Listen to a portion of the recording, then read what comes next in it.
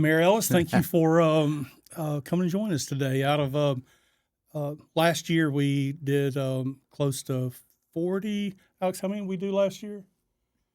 Like close to 40, 30. So about 39 or 40 episodes. Never would have thought I'd be doing a second year and having the mayor of city of Monroe, Louisiana, sitting across the table from me. So I really appreciate your time coming in to just visit with us for a little while.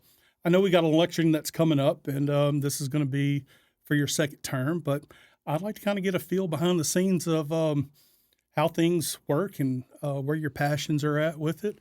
And I'd like to kind of start off from, we talked before we start recording, small town Rayville. Big city. Big city. Yeah.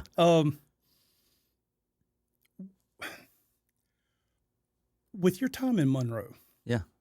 Reflecting on growing up in Rayville. What did you learn from being in that small town that's helped prepare you for where you're at today? Yeah, that's great, and that's a good perspective, and I think those two are so much more connected than most people would think. Number one, I was raised by a small business owner, and my dad, he was a single father who raised me, and I got to see a community, and when I say community, built on small business. I think I'm one of the last generations, or we're one of the last generations to see Rayville with mom and pop. Right. Mr. Bubba runs Albert's Menswear, right? You had the Whitmans that had Glover's Hardware. You had the Boltons who had Delta Sales, right? I can go down that street and tell you everybody who and their families who own those businesses. And I got to see a sense of community. I couldn't pedal my bike fast enough if I did something wrong to beat the news back home, right? And probably caught a beating on the way back home from community members because they were disappointed in me. And so I saw a village. I truly got to see a village. And I was also a family who, my dad would yell down the hall, put your good clothes on. We're going to Monroe, right? We're going to catch a movie. We're going to go eat dinner. We're going to shop. We're going to do things, right? So little did I know at the time that was a regional economy. Right, Monroe was dependent upon the workforce of Rayville, and Rayville was dependent upon being the education hub, the workforce hub. So our families go and work there and find opportunity there. Whether you're a plumber and you're getting business in Monroe or whatever it may be that you supported your family, Monroe was always that place that you would go find opportunity. And so, reflecting on that, I find that no matter where I travel across this country, no matter what city that you're in, all of our problems are scalable, whether you live in a city of 2,000 or a city of 20,000 or 200,000. All of our issues are scalable. Of course, I look at these larger cities and I would love to have the staff that they have and this, that, and the other. But there's nowhere that I would rather be than in Monroe at this time. As being a product of someone who was a small business owner, I got to see my dad, and he didn't have customers. He had family and people who traded with him, as he called it. I saw the relationships that were built there. Still to this day, I can go places in Monroe and follow up with people and do welfare visits or whatever, health and welfare visits as I travel and talk to residents. People remember my father, sold them furniture, sold them a car, and they remember him as a person, right? And the way he made them feel. And so that was a big inspiration in my life, and he was a big influence in my life. And I had a great example of a father who raised me as he walked it like he talked it, right? And people who remembered that, and that left a big impression upon me. And that's big shoes to fill nowadays. We have so much more distractions that are in life that pull us away from those intimate moments with our kids. Yeah. I just total transparency. As a father of two young girls and an older daughter, it's easy to get in that rut of life, and with all the distractions that we have to start, checking boxes. Hey, we kind of did that, but remembering back when things were a little less complicated, a little more simpler, going back to that, the problems that we have today are not as big as what we think they are. Is sometimes we just take a time to get back into that relationship with our kids, that relationship within our community. I think back to the times where the Picking and Ginning Festival was a big time. There, Man. you talk about a community that would just everybody came out. I mean, it was just the thing to do, and it brought a lot of business into that community. It did. But just the community atmosphere of that small town. Yeah. I didn't grow up in that, but I had some friends, some close friends that lived that life, and they exposed me to some of that. And we think of Monroe being a big city versus small town Rayville. We're still a small town, Monroe, West Monroe, compared to the rest of the country. Yeah. And a lot of those same principles could still apply here today if we just kind of take the time to nurture those relationships, because it is about relationships. So when you graduated, I think I read that you went into the Marines shortly after graduation for the first time, and you kind of had a mishap. Can you tell us about that? Yeah, sure. So I played sports, and so I had torn MCL.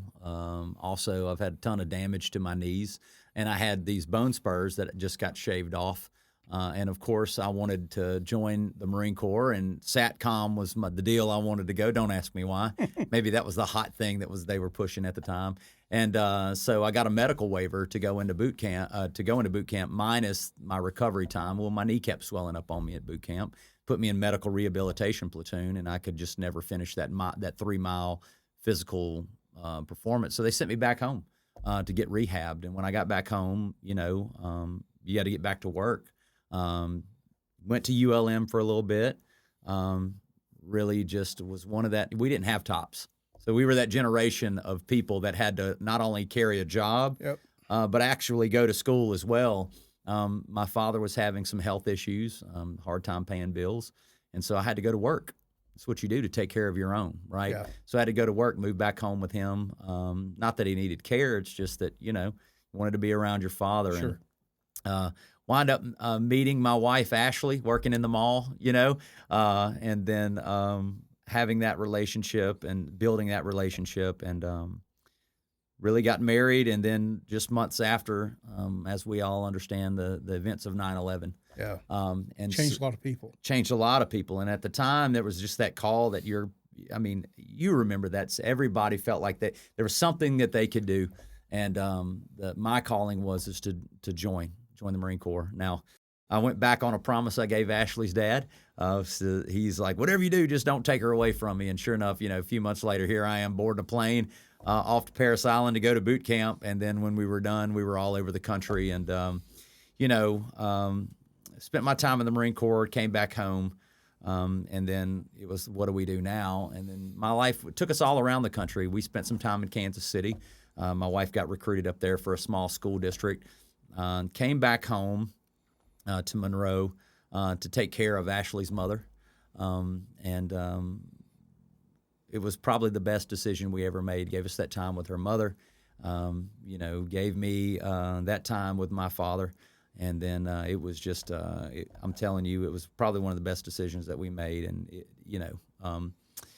then it was like, what do I do at that point? What is it that I always wanted to do? And I looked at it as an opportunity and said, what are we missing here, and what am I passionate about? And cigars was the thing, super passionate about cigars. I think if you're a cigar enthusiast, you've always wondered what it would be like to open your own shop.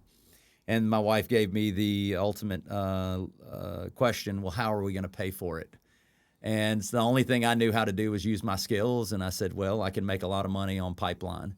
So I took off working pipeline, drew up a small business plan on not a napkin, but a little folder, and said I want a year's worth of expenses, and that's what I want to hit. And when I hit that, I'm out, and I'm coming back home and starting, my cigar shop. And sure enough, I slept on an air mattress in an apartment, surrounded by a bunch of people from Oak Grove. We were up in Lancaster, Ohio.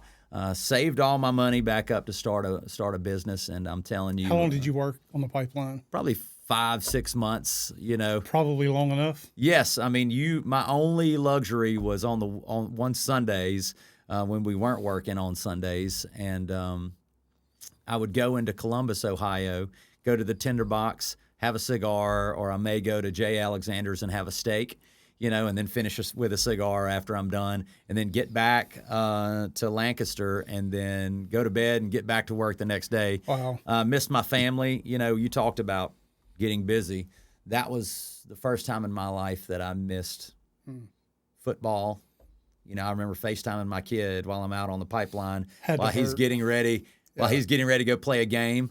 And come back home, being a small business owner, had all the flexibility in the world to do what I wanted to do. But even as mayor, this is the first time since I've been back home and being a small business owner that I've missed a track, meet, or I've missed a football game. I really try to prioritize things. There are some things that I've missed with the city. I've missed council meetings because my son's having a playoff game. But I think it's very important that my family comes first. My faith and my family come first. And I think most people who are parents understand that. And they'll give you a little grace knowing that I've got 3 kids. And but that's one thing I've always prioritized was family. You talked about opening governors and kind of breeze right over that. But strictly outsider looking in, so you correct me if I'm wrong here on my observation. Number one, I tried to get into the cigar thing. I wanted it to work so bad, but it just wasn't for me. And I'll tell you why I wanted to try it. And what I saw when you opened Governors, outsider strictly looking in, is that you were selling cigars, but you were also selling a lifestyle. Yeah. The cigar was a transaction. A community. And I talked with.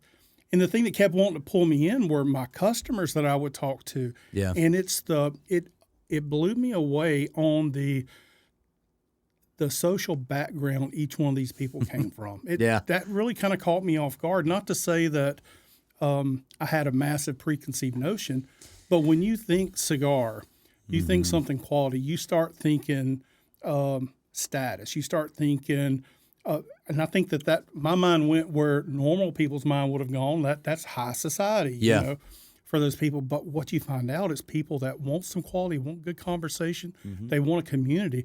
And we're talking about from guys that are turning wrenches to the guys that are putting on 3-piece suits every day. Yeah. Neurologists, mechanics. I mean, is that a good assault? Absolutely. Anybody that's in the world of cigars. And I think that's right. And I'm glad that you brought us back here because I think it was pivotal in my time here in Monroe and my involvement in community because that's what we did build there. The cigar was always a transaction. Sure. Right? But what we sold was connection, friendships.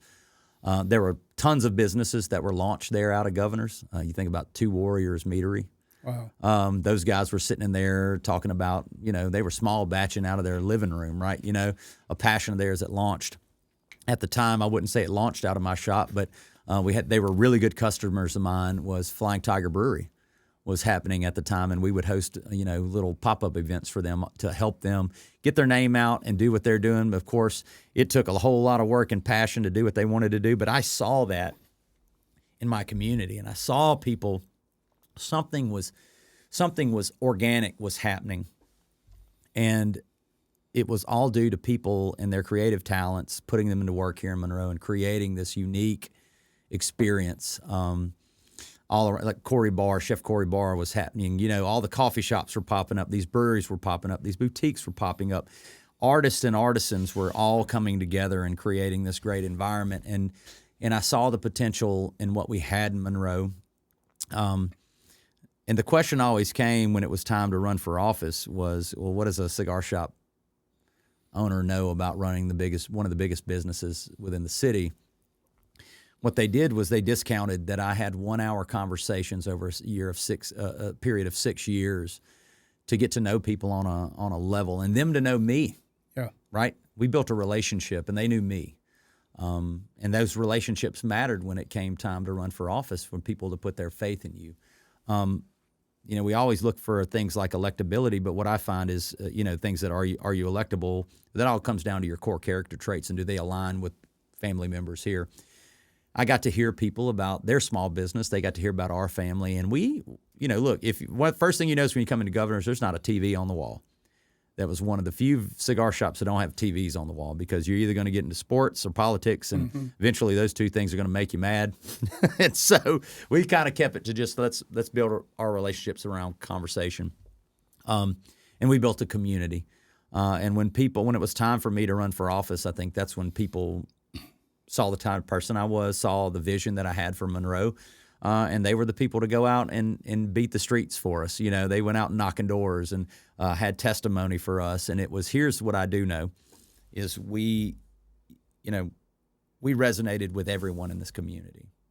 And we resonated with people from all over this region, because no matter what, if you were to put a ballot out there to say all the things that you want from your community, put them out there. If they were your top 5, I guarantee you 4 of them would be aligned everywhere around the city. They may be in a different order of importance, but they're all the same things in your community. You know, you want safe communities, you want quality schools, right? You want opportunity, you want a great quality of life here. And if what I'm very proud of in our 4 years, that all of our strategic planning has been around those things, right? Well, the thing that I find most curious and would like to know is why. So I'm sitting back looking. I had it good. Family guy. Guy. Yeah. You've very, very well established business. Yeah. Sold it too when I got elected. But I'm sure making your own hours. Yep. A very accomplished wife. Yep. That, I mean, when I started kind of preparing for this, and I'm looking at everything that she has accomplished, I'm like, holy cow. Yeah. What is it with this family? I mean, you went from a day to where you got to hear other people's stories, share stories, be in community, to run for a position to where there's going to be people against you every single day. Yep. There's going to be people for you every day. Yeah. And tough decisions have to be made that half the people are not going to understand. The other half are not going to care, or it's on some percentage level. Yeah. You're not going to have people that are going to care. You're going to have people that are very, very passionate about it, that want to pat you on the back. But it's you're walking into this bonfire of different cultures of people, people that have been established in their roles for years. Yeah. Wow. Yeah. It's selfish, and we all do it every single day, and we're all selfish. You know why? Because we do what we do for our family, right? Yeah. I do this for my kids, and when I do this for my kids, that means I do it for everybody's kids. Tell me why for your kid? Yeah. One thing I heard is I'm tired of seeing our kids leave and have to travel around to go visit our kids. They leave for opportunity. And I started thinking about my own kids and going, where are they going to find their opportunity here in Monroe, in this environment, right? You start thinking about all of them selfishly, again, as a small business owner. Well, I do this selfishly because I want my business to succeed and to thrive, and therefore I'm creating an environment where all of my friends' businesses can thrive. I hate the term small business, because my small business, I put everything I had into that business. I won't get into the reasons to why I felt it necessary, because I saw some challenges. I always try to stay the high road, right? Sure.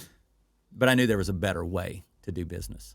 I knew there was a better way, and all the things that I kept hearing kept resonating with me as a resident. So that's why I say it was selfish, because it was selfish because we all do it for selfish reasons, because we want our families to be happy and healthy. You do what you do every single day, not for you. You do it to provide. Sure. Your wife, your family, everybody, we do it to provide for our community and our residents. Everything I did from Garden District Block Party, we never charged our vendors that were there. We never charged them a vendor fee. I pretty much, between the sponsors and myself, would bankroll that event every single year, because I wanted you to come in and show the community what you were doing and show how awesome your product was, or whatever it is that you were doing. Get it out there. I'm not charging you a booth fee. Come on, be a part of this. Same way with artists, everything else. Yeah, but Friday, when you got into this, you sold the business. Yes. You're elected. I'm assuming you sold it after you won the race. Yeah. I didn't want any self-dealing because if I go pave a street in front of my business, the first thing they're going to say, oh, look at the mayor doing, But if I, and please correct me if I'm wrong, but I think that there was a city council meeting that got kind of heated and something was said that, and you're not planning on, my decision not being based on what I'm going to run on in 4 years. That's right. We're making the decisions right now. Today. Yeah. So you burned the ship. Yeah. Yeah. And you didn't have an exit strategy. Yeah. You were in it for 4 years. Brother, I serve a God who provides. You're all in. Yeah. I serve a God who provides. I look back at all the times my family, my wife and I, even early on, had faced some really extraordinary challenges. For a young married couple, here I am signing the dotted line to join the Marine Corps, not knowing that signing that dotted line, I could be, giving my life for my country. Sure. People were getting shipped left and right, but I've always been driven by doing what's right, not what's popular, by doing what's right. I felt like this move was, and I had people calling me all the time, well, why don't you just run for city council? You've never done this before. There are a lot of good people who can run for city council, but I just didn't see anybody stepping up to run for mayor that I felt like had the best interest of the city. You don't know how many calls I got to say, Friday, do you know what you're doing? I was not concerned about that. I was concerned about the health and well-being of this city. And what I understand is this. I understand the team concept. I understand if you build a strong team, you don't do everything. Right? And I understand that there are so many people in our community that have the intellectual capital to help me navigate this change and this challenge, this transition of what I'm doing. My chief operating officer, right, Jimmy Bryant, man, what an awesome guy. He's served as our fire chief, brought us to the first, our Class 1 rating, was the chief operating officer. I think I'm his third mayor to serve under, and couldn't find more solid chief operating officer. My chief legal counsel was Angie Sturdivant, Judge Sturdivant, very versed in muni law. My chief financial officer, Stacy Rowell. I couldn't have asked for a better transition team of people to help stand me up and help me understand and navigate, which I'm still trying to understand municipal government on a level to where we kill this bureaucracy of government, of keeping dollars to where they belong, right? And if we can do it legally, ethically, without a cost to human safety or life or just ethics violations, right? We need to move fast because let me tell you something. You probably feel it too. 3.5 years, that runway is like that. Dude, every year it gets shorter and shorter. Yeah. So you get elected. Yeah. You don't know everything going into it. There's no way you could know. And No. still today, you got to still be learning through the process. Nothing will prepare you for this. What did you think? What was the one or two things that you thought could be a simple fix, but when you got into it, you're like, yeah, this ain't going to be a simple fix? Well, I'll tell you, let me give you another example, and I'll give you one of those. One was the simple thing, that cleanliness of our city. We put together a litter crew, period. 100-plus tons of debris have been removed from I-2165, our neighborhoods. That's not including the totals that Washita Green has helped us with, our other crews and things that pick up. This is litter off the sides of our street. And there's still tons out there. Simple fixed. Like, I was always wondering, like, why can't we do that and do it well? And we've done it well. And I think what's happened is now I think people are so used to it being clean now that if they see a piece of litter and they're like, oh, there's litter. They recognize it now. They used to drive by it all the time, and it was just like, it's just litter on Millhaven, right? It was always there, but now it's clean, and if you see a piece of litter, you notice it now. You're like, oh, by the way, right? The other thing that I felt like that was that would be a simple fix, but has proven to be more of a challenge, but we've pretty much nipped it in the bud, was the permitting process for people trying to build things here. It seems like there was always this stop sign, like, we can't do that. Well, instead of, hey, let's slow this down and figure out how we can get you to your ultimate goal or some version of that, that's permitted within our building code or that's permitted within what we have. And guess what? If it's broken, let's fix it. That has been a big challenge because I think there's a lot of things that there are our own internal policies that had to change. And then there's that process of making that move. But I do believe, and not to get too weird on you here, but the Japanese have a term called kaizen, which means continual evolvement and improvement. And I think that's what we should always do. To be looking for those key performance indicators in whatever we do. Is it working? Because if it's not, why are we continuing to do it? And guess what? If I try something and it's not working, don't mean it's not it don't mean it's not fixable. Let's figure out something new to try and start working that. But you have to have that feedback loop. Oh, yeah, absolutely. From your people to know if it's working or not. So where do you feel like if you're grading the city on the permitting process, where kind of sounds like we're in the D and F before, where do you feel like we're at now? I think we're like at a C+, borderline B. There's a lot that has to happen. I think that, and the reason I say that is because there's still more work to be done. I think we've made some strides when it comes to our contractor meetups. We do quarterly real estate meetups, small business meetups, things like that we're getting that information and still shifting and adapting. I think ultimately there are some things that I want to do as far as staff goes to help move that along. I think it's more now. The policy is in place. I think now it's time to staff up to meet the needs of where we are. Right. Let's just take engineering for an example. Morgan McAllister's our new engineer. He's been here 2 years. Man, what an awesome guy. And we're getting that feedback from our contractors. Morgan needs help. Morgan needs a project manager, right? He needs another project manager. But that's good to hear. Yeah. If he's got projects need to be managed, that means that we're having growth. He's not managing things that are not growing. Oh, no. So we're running a $420 million capital program right now, probably 48 projects that are in the queue. We're probably juggling that are turning dirt right now, about 18 of those throughout the city. Well, before we get into that dirt, I want to backtrack a little bit to cleanliness of our city. Yeah. Preparing for this conversation, I had the privilege to talk to a few city employees and just ask them questions. I mean, they didn't know what I was asking. Yeah. What do you see working? What's working for us? And the answer I got the most was, we have walkable sidewalks where we didn't, and we have a cleaner city.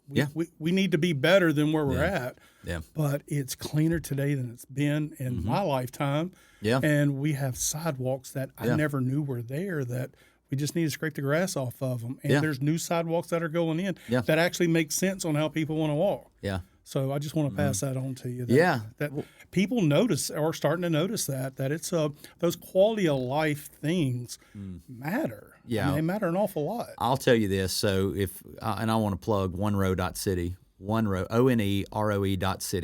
That is where all of the strategic planning for the city of Monroe lives right now, from a quality of life basis through parks and recreation, master planning, through the downtown strategic planning, which all of these stuff, all the plans are turning dirt right now. So it's nothing that sits on a shelf and collects dust.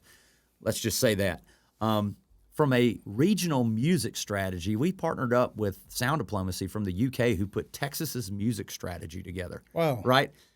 Monroe is a music city in their portfolio because we have to understand what our regional market can handle. Sure. We're not Atlanta. We're not Dallas. We don't have the capacity to handle those type shows. So with that, we bring in content experts to help us, and it lives there, right? It tells you what our regional economy, what music and art brings to our regional economy. It puts real dollars to what that dumps into our creative economy. But I think that's what we've needed for quite some time, and that is going to be understanding who or what our identity really is. Yes. We can't be that person that's going to go out and say, hey, we need to have a Costco here. We need to have this big box store and this one here. I mean, we don't have the. Oh, if I get a we need a Trader Joe's here once, I could be self-funded if I had $1 every time I heard that. But a quick Google search will show you just to go to their, hey, want a Trader Joe's? The bare minimum that you need as far as population base. Here's the other thing, right?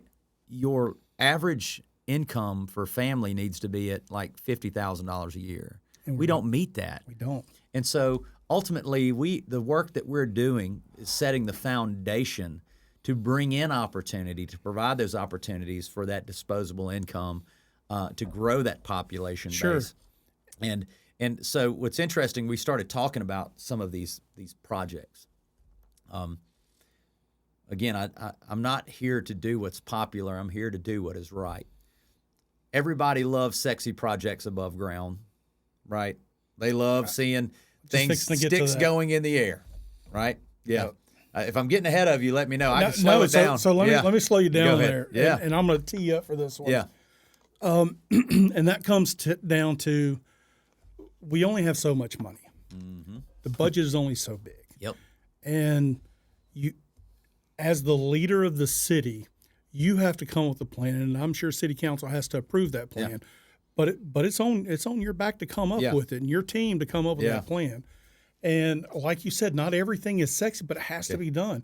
In real estate, everything has to start with sewer. Yeah.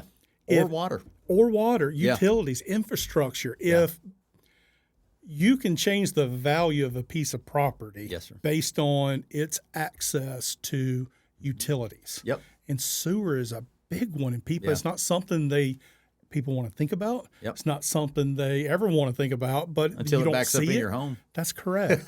So I know a lot of this infrastructure money that we're spending, and I know that there's grants that we can apply for, and we get some federal help. I know our Congresswoman has been very instrumental in pulling money into our region. That's right. But talk about what infrastructure really means to not only maintaining what we already have, but for future growth. All right, take what you said. Now, go back 3 years and remember we were in the middle of COVID. That businesses were being shuttered. Mm-hmm. We didn't know what the next 2-3 years would look like as far as sales tax generating issues, right? Like we didn't know what that would. So we forecasted and we budgeted very conservatively. And that's why we didn't have to furlough workers either, right? So this was an interesting time to take over in the middle of a global pandemic, right? Amidst 2 natural disasters, clean up from another Easter tornado and a week-long ice storm. I was just hoping that the people didn't think that was God's wrath on the people for electing me as mayor, but very challenging times when it came to budget. How do you forecast, right? What we did know and what I got to know even on a more grand scale was just the level of decay that our underground infrastructure looked like, from flood, from storm drains to sewer. It was bad. The one issue that, in my opinion, has impeded economic growth and quality housing stock, especially in areas that need it, was the Texas standard for trunk line. Our city has 3 major trunk lines that carry sewer all the way to our sewer treatment plant, one of which was clogged for over 9,000 feet. Been this way for 16 years. So when you say clog, I mean completely, or just maybe it barely 10% was coming through it? Maybe 10% was coming through it. And so anytime somebody wanted to develop, they would have to go in and calculate the load on that line to figure out whether we can handle that load. It ran under 28 homes and an elementary school. It was on the verge of collapse. And what we do know is if an economic development prospect comes in and says, hey, we need this amount of water, if you can't give them a will serve letter for sewer, they're going to move on and go to somebody else. Sure. Not, hey, give us 2 years to fix this issue. We were dead in the water. It was a struggle for our economic development team to, because there were RFPs that we fielded at that time that were looking for capacity. They moved on. It was just a matter of time before that capacity. That's very disheartening to be able to hear, knowing that we've got somebody that wants to invest in our community, but we don't have the capability for them to invest. Or quality housing stock.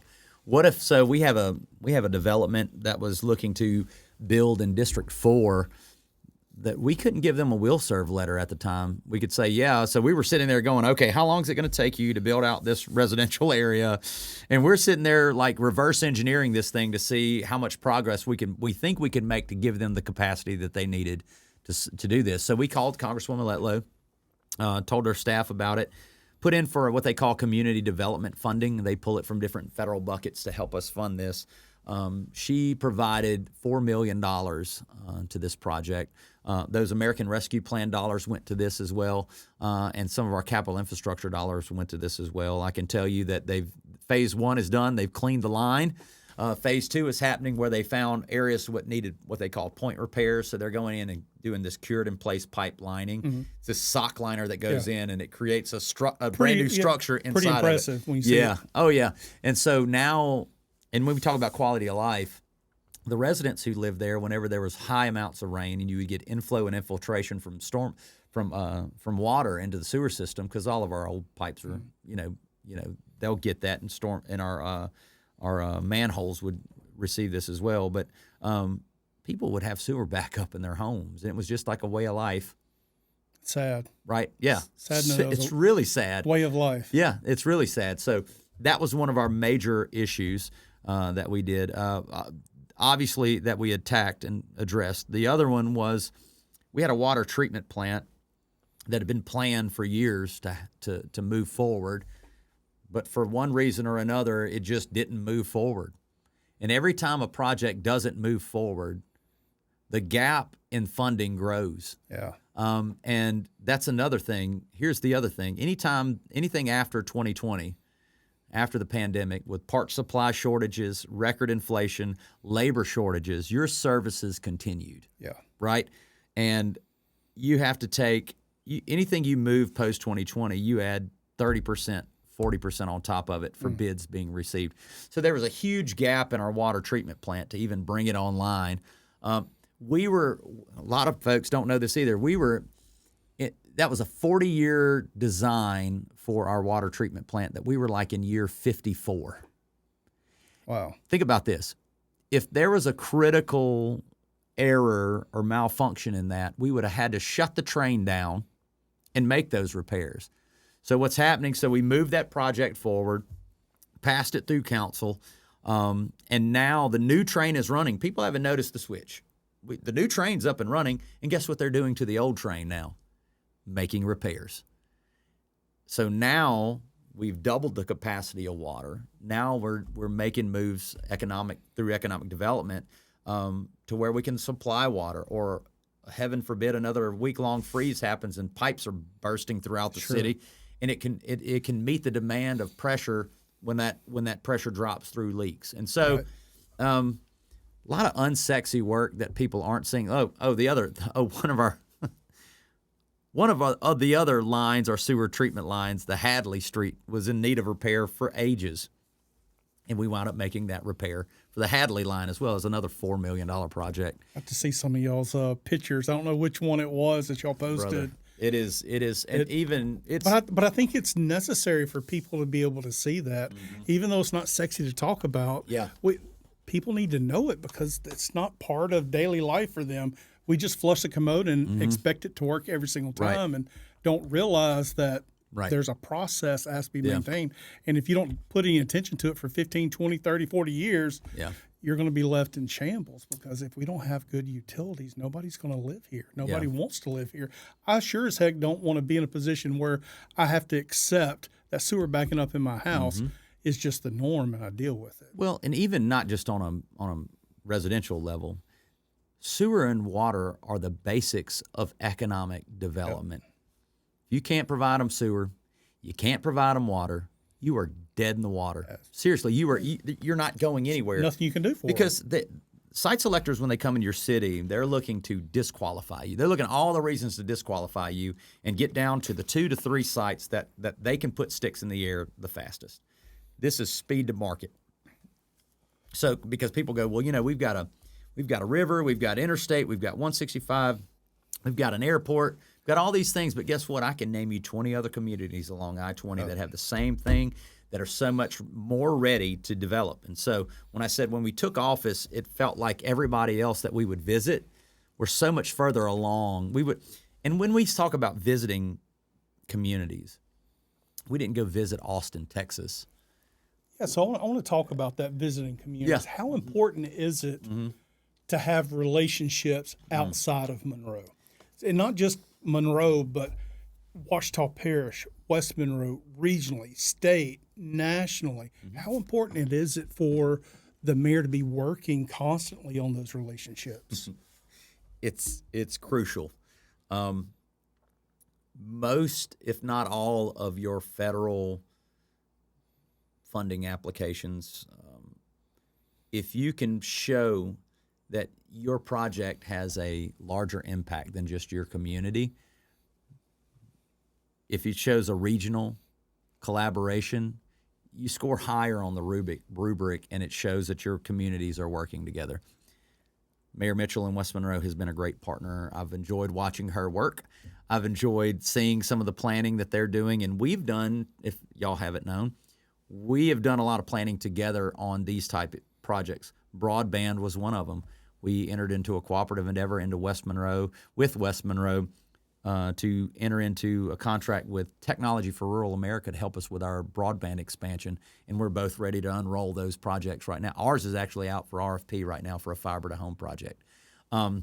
The other one was brownfield cleanups, and so we partnered with them to look for money that's out there to clean up some of our brownfield projects in our downtown cores, right? But regional collaboration is key. I think there, even with Ruston, because you think about this, we're always competing against Baton Rouge and New Orleans, right? We always have to punch above our weight class. Sure. And so when we can show a regional impact and regional collaboration on things, like, such as watershed, we can get funded easier. We can show that there's a broader impact, because as the way I say it, our whole watershed is a huge bowl within Ouachita Parish. You think of Young's Bayou as the drain.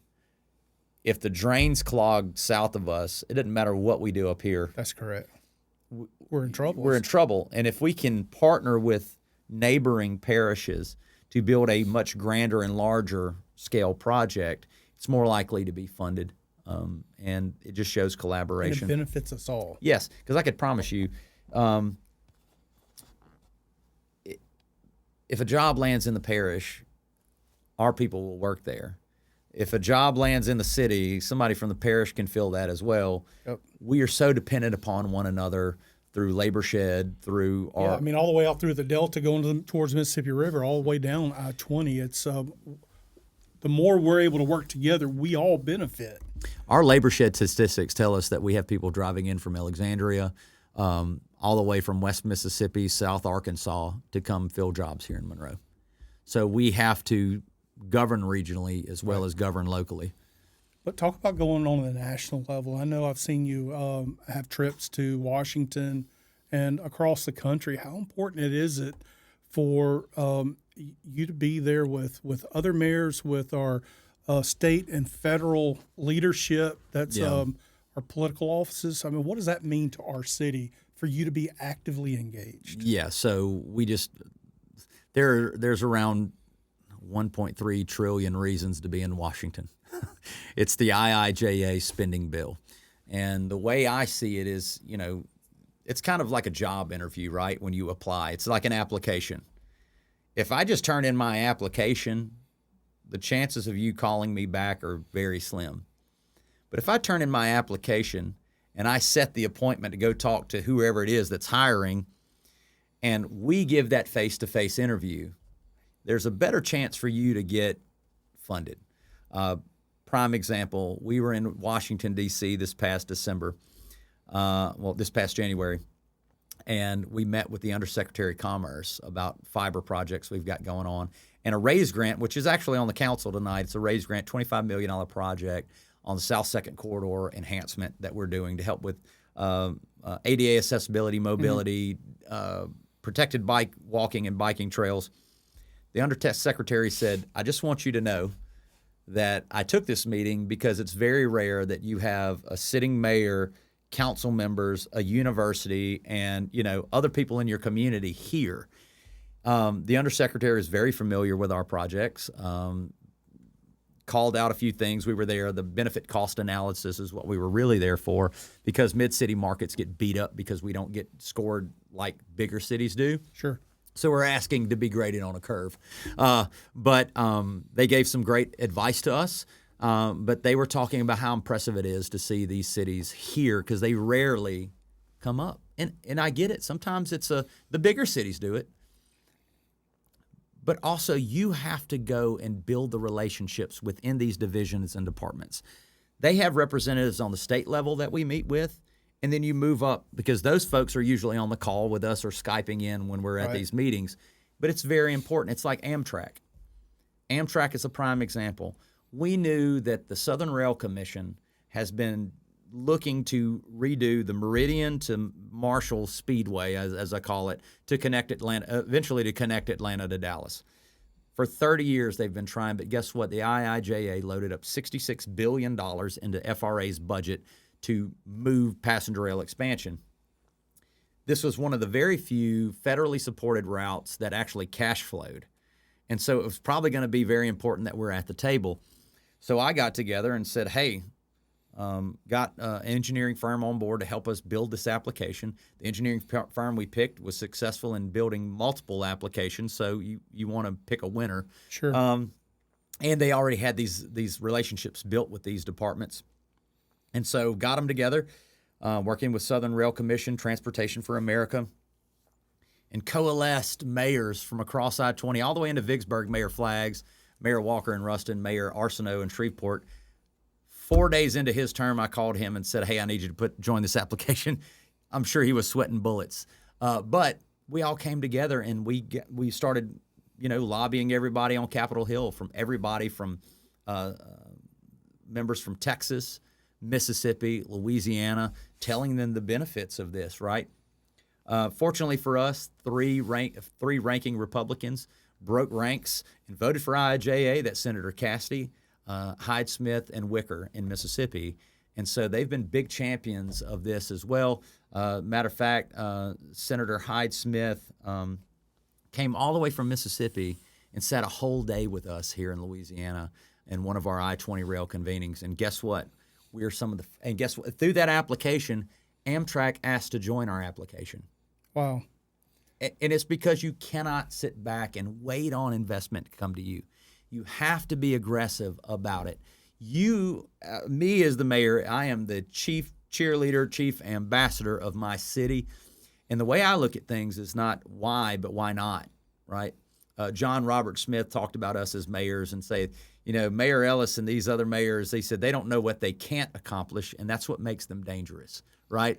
But shouldn't that be the way that we attack life in general? Yes. I mean, if you go with a poverty mindset that there's no way we can do this, so I'm just not going to even try, you'll never get. But what I hear you saying is just like that small town Rayville, that it was about relationships in life that made that area great. That's right. That same principle can be applied to what we do on a daily basis. Yes. To be able to grow our city. So let's move into crime real quick. Yep. I saw a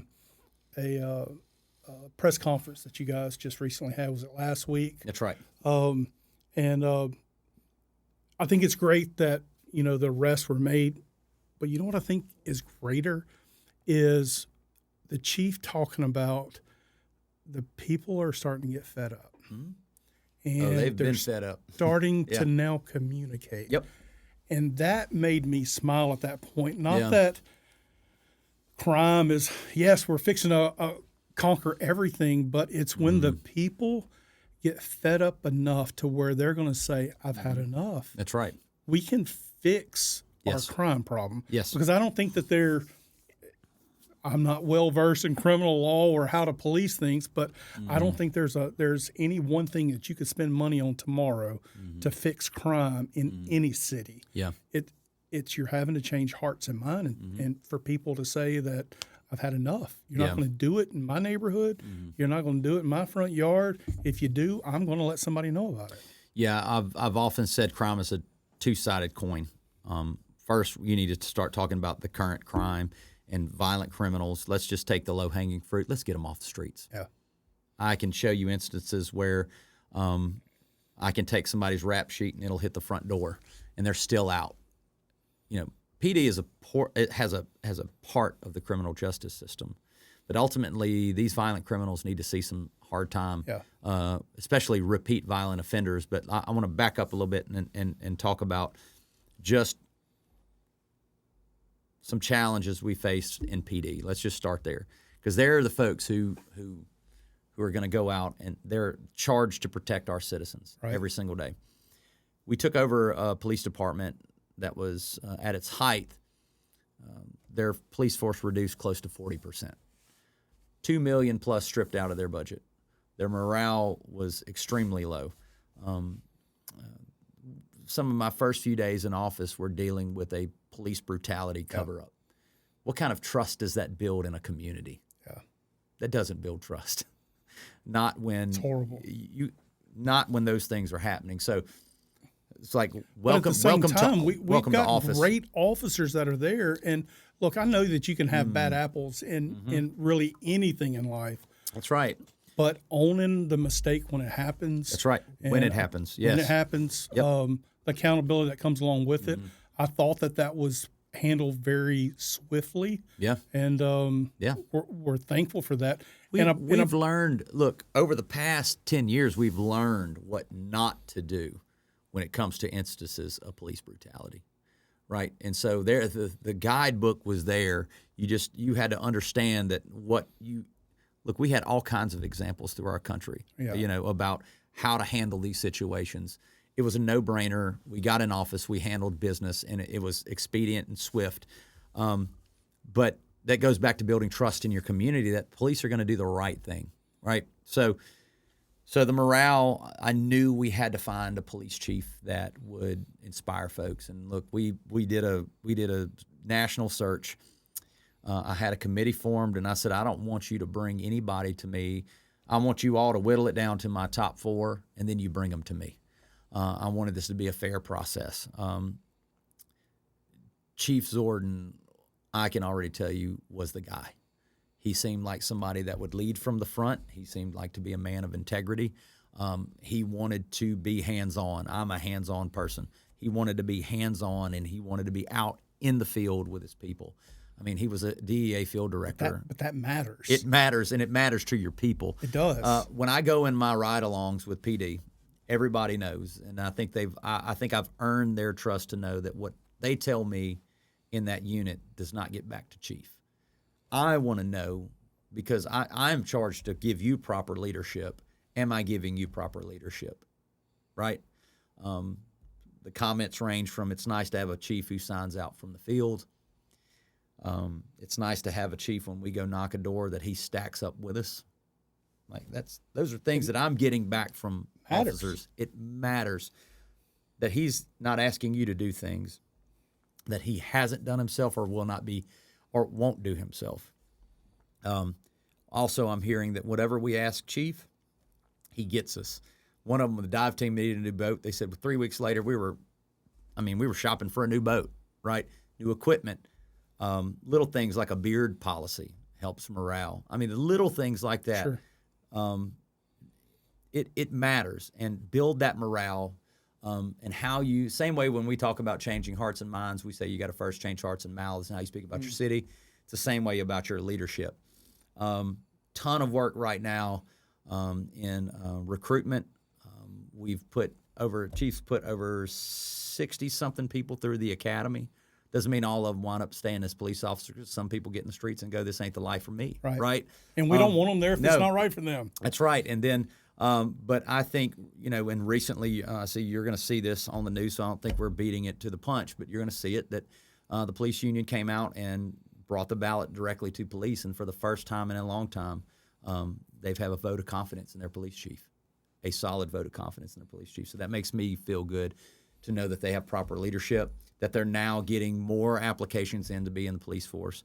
When your police are happy, it makes recruitment a whole lot easier. Absolutely, and the quality of work that we get from the officers, nationwide, there's a reluctance of people going into law enforcement because they don't feel like they have the support through their leadership. I also agree at the same time there has to be accountability, but Yep. there has to be a balance with everything in life. Yeah. So it's nice to know that they have the confidence in Yeah. our chief. And Well, I'd also like to talk a little bit about the kind of what I say the other side of that coin, and especially with youth. We're making investments in our parks and recreation, to give children reasons to come and visit our rec centers. Yeah. We're in the middle of one of cutting ribbon on one of the best esports game rooms at Emily P. Robinson. That was the number one requested thing from our youth. really, So when we design our youth programs, we need to start designing rec centers that actually attract youth, right? And give them reasons to want to come there. It is awesome. I don't want to give too much away, but let's just tell you, when are y'all going to have that ribbon here in the done? next couple of weeks, it's can't almost wait to ready see to that roll. one. It's going to be awesome. My whole goal is to have this in multiple rec centers. They each have their teams, and they go and have tournaments and this, that, and the other. And then ULM is in the process of building their esports team. Louisiana Delta Community College has theirs, Right. and I would love them to come and interact with kids and play them in tournaments and have that go on That's within the awesome. city. I eventually see this as having businesses support and sponsor these teams. They get the shirts, the backpacks, the whole nine, and then have their teams travel and go and do tournament style things, around our region. And I think it would be a great deal for our kids to see. So I don't think I'm getting ahead of anything right now. But from that to programming within our rec centers, to the investments in our rec centers, especially bringing on the Boys and Girls Club for after-school tutoring and mentorship, bringing in wraparound services like Ascent to come in and train our staff to help them with de-escalation techniques and conflict resolution, so they can keep something that could, a situation that may occur within the community, but they're at the rec center and they may get into it, how to train our staff to de-escalate those situations.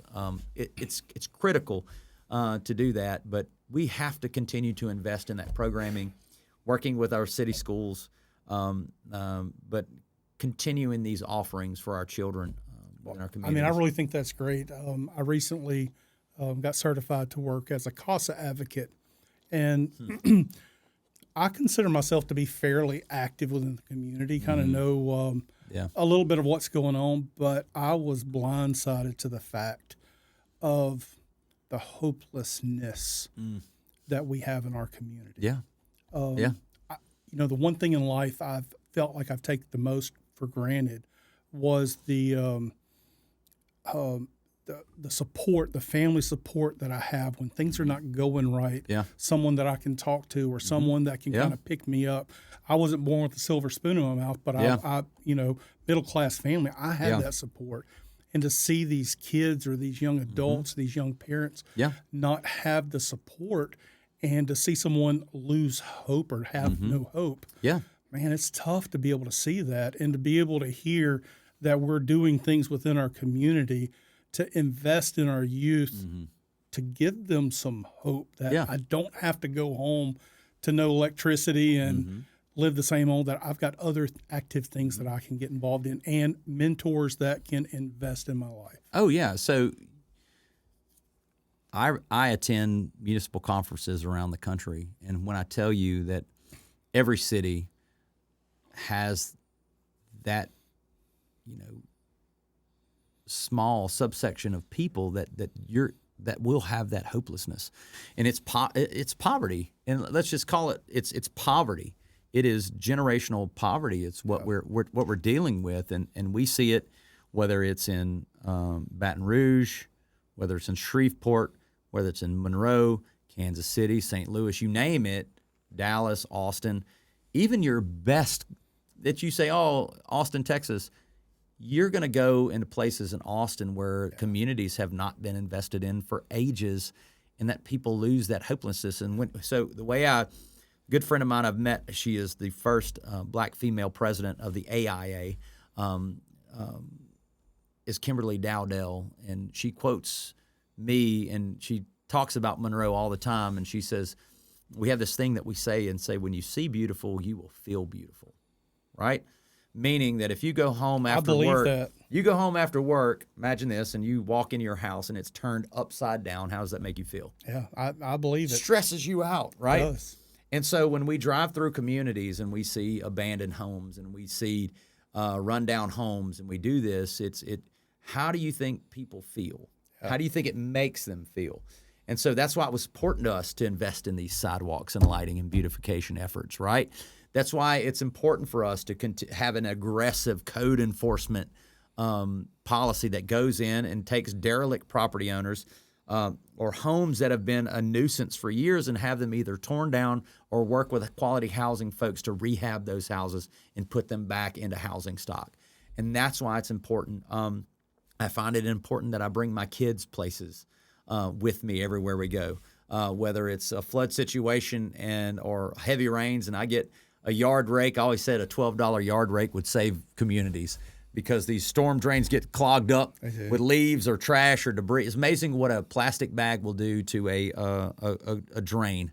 Covers the grates and then backs water up everywhere. And I take them with me to help rake these grates and to go out and do things because I need them to see communities that don't look like theirs and why it's important to serve your community, right? Yes. And serve people that may not have the resources like you to come in and say, hey, look, and it matters to people to see even the mayor get out there and unclog drains. Because, look, I can do everything on my cell phone. But if they see the mayor out there doing it, then it shows that, well, then why can't I? I read an article, it's been a long time ago, in Bayou Life. You had talked about a sergeant when you were in the Marines. That Chris Garcia. Yeah. Yeah. And just messaged him the other day. Really? Yeah. Well, that was impactful when I read that. I mean, I still remember it to this day. You mentioned it, and you talked about how equipment, Equipment failed, I'll tell you, middle of the desert. We were running single-mode fiber. It's one of my first projects in the Mojave Desert. Little old Friday Ellis from Rayville in the Mojave Desert, of all places. It's like a surface temperature 110 degrees. Yeah. You could see heat radiating off of rocks, okay? All of our equipment is hand-me-down Army stuff, most of the stuff. We're at a logistics base, and we're trenching single-mode fiber, connecting the two bases, our admin to the workforce side. Our equipment goes down, so here comes Staff Sergeant Garcia coming in the duty truck, and he's got pallets of water, he's got a tent, and he's got pickaxes, and it's just like, all right, it's time to get to work, and we're just like, oh man. So we're deblousing and getting ready to get in this hole. Staff Sergeant Garcia jumps in there first. He beat us all to it, and he was the first person to swing that pickaxe. He didn't have to do it, but that was my first taste of real leadership, meaning that I'm not going to ask you to do something because he knows that was only 4 of us out there. And he knows that the mission still needed to happen because guess what? He wasn't going to do anything he didn't expect us to do. He probably saw the looks on our faces as in like, oh, man, this is going to be tough. But the energy he gave you guys by just jumping in there first to do it. You see it. That's what you know. That's true leadership. Yes. The Marine Corps was littered with great leadership examples, right? My father was one of them, right? I have been blessed in my life to not have a lot of advantages, but the most strategic advantage I've ever had in life was to be raised by strong men and have strong women and a strong support group in my life of people that showed me the way. And this is how you get things done. And this is strong men and women who have shaped me and molded me. And you don't look. I'm gonna clean this up. There's a YouTube video out here. It says, "You think you need all these friends to get things done? Give me 3 strong people, and you can take over the world." Right? Yeah. You find people, and I heard someone say it more eloquently than this in Lafayette. A guy says, you find people who are significantly as motivated and significantly pissed off about something. He says, you can get things done because you're going to hit a wall eventually. But it's that passion that's going to help you break through that wall. He said, you can stop a train with a pebble without momentum. But you build momentum, you can break through anything, right? And that's what you need. And slowly I felt like we've been collecting these people along the way who see us, that know that we mean what we say, and that we may not always agree on things, but I know where this guy's heart is. I know where his team's heart is. I know they want the very best for this city, and we want to help them along the way. Now, that's not to say that there are I don't care anything you do in life. Nick Saban said, hey, look, you want to please everybody, go sell lemonade, go sell ice cream. But even then, there are people that don't like that. It is my job to still serve them, but I'm not going to slow down because of them. But I will circle the wagons back, pick them up on the way back, because we have a short window. This city deserves good leadership, and we have been in a drought. We've been in a batting slump for a long time, and I hope people see they can feel the changes. I think one of the big things I'm happy about is people. They said, I don't know what it is. It feels different here. Well, the momentum. I mean, I think that many people can see it, and that's not me saying we're going to take anything away from the accomplishments of those in the past. That's right.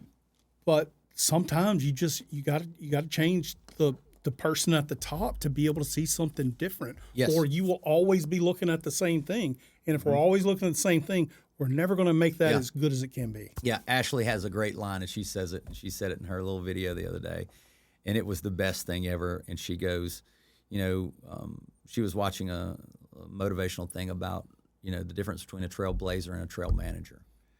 A trail manager is going to go down that same path, keep clearing that same path, right?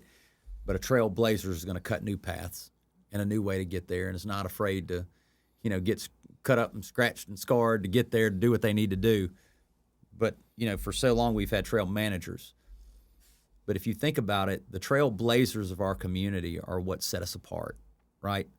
We can't keep doing the same thing over and over and over again. We have to try something new. Mm-hmm. And everybody wants change, but nobody wants to change, right? But with change, you're gonna rattle some cages. But as long as we're doing it ethically, and as long as we're doing it honestly, and as long as we're doing it expediently, I think that's why you see people going, man, this is fresh, it's new, it's. And again, if I had to circle back around and do it again, yes, there are some things that I would do differently. I've learned in this that you can't go alone. When we say you want to go fast, go alone. You want to go far, go together. Yeah. There are things that as I've learned, you got to move at the speed of trust. Sometimes that does mean slowing down. Sure. Maybe not the project, but the wind up, meaning how you build a project, right? Instead of presenting the project, we're ready to roll. Let me hear your thoughts and let's change. Yeah. Let's build it. Let's engineer it together from the ground and then introduce the project, right? Those are lessons you learn when you get in the office. But I think those are same lessons that you're going to learn in any business. Mm-hmm. Mayor Ellis, I just want to thank you for the time that you've given us today. Oh, yeah. I think there's many in our community that see the momentum that's going. Mm-hmm. I can't vote for you. Yeah. But I can champion what you're doing. I work in this city. We started this podcast because I believe in our community, and I want to spotlight the things that I feel make our community great. Mm-hmm. And for the first time in a long time, I think we're on the right path as a region, as a city, as a parish. Yeah. I got involved probably more last year than I've ever been involved in of discussions of workforce management and how do you make a city grow, and didn't realize that we got to back up a couple of generations before we can really move forward with it. But through those discussions, the thing that really kind of caught me off guard more than that is when people were saying that our twin cities, Monroe and West Monroe, are working together along with the parish and along with everyone in the region. I'm like, is that really happening? I had to ask a couple of people that I trust, is that really happening? And to hear everybody say yes, and we're getting things done. That makes me feel great about the town I live in. Yeah. I already felt great about it, but it just makes it that much sweeter for me. Yeah. I want our community to be able to hear and see that. So that's one of the reasons why I wanted you to come talk to us today. But thank you for everything you've done for us. Thank you for giving us this time to just share a little bit about who you are and what your thoughts are on our community. Yeah, I want to thank you for bringing me on, and to all the listeners here and people that have put their faith and trust in me. If you want to know what it's like, people say, what's it like? Well, tell me about being mayor. I tell them it's important. It's an important position. It is a heavy responsibility that I wake up every day and ask my team when I get an opportunity, how'd you move the needle today, right? How'd you move the needle? And be always asking yourself, how did I move the needle today? And that's what we need to work on, right? And as community members, I look, no one man or woman is going to save your community. Your community is relying upon you to make it what it is, because you can live anywhere else in this country, but where you call home, if you're not trying to make it the best, then I encourage you to find ways you can make it the best. And I just want to say thank you for this responsibility that's been bestowed on me. I love what I do. I love the fact that we get this opportunity to wake up every day and help people, help our region, and I'm excited. I really am. I'm excited to know what the future is going to look like here in the next 10 years. And when my time's up, I want to sit back and know that selfish moment when I said, let's make this better for our children, for my kids, your kids, everybody's kids, and we can sit back and I want my kids to know that mom and dad did some pretty big, tough things and sacrificed a lot to know that we did it all to help them provide and make a home here in Monroe, and be that example. So, again, thank you for this opportunity, and man, keep up the good work. Thank you, sir. Appreciate it. Appreciate you. Yep. Thank you for taking the time to watch or listen to this podcast. We really appreciate your involvement. Please leave us a comment, or even better yet, subscribe to this podcast and hit that notification bell so that you can be alerted for every new episode when it hits.